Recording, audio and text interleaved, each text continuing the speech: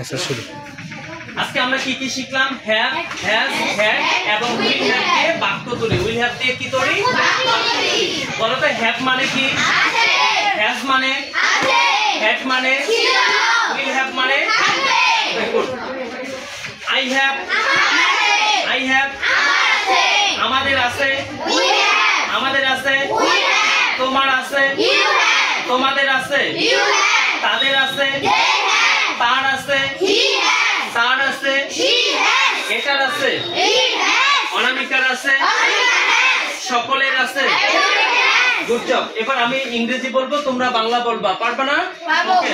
I have, we have, you have, you have, they have, he has, she has, it has, Anamika has, everybody has. Good job. এবার had মানে কি? had মানে তাহলে I had, we had, সবাই একসাথে you had, you had, they had, he had, he had, it had, Anamika had, Anamika had, everybody had, everybody had. Good job. এবার will have মানে? will have মানে? থাকবে।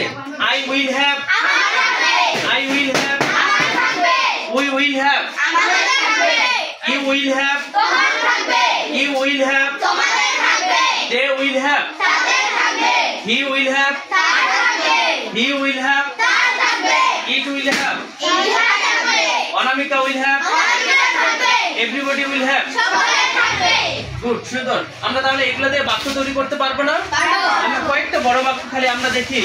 আমার একটি কলম আছে, আমাদের একটি কলম আছে, তোমার একটি গাড়ি আছে, তোমাদের একটি বাড়ি আছে,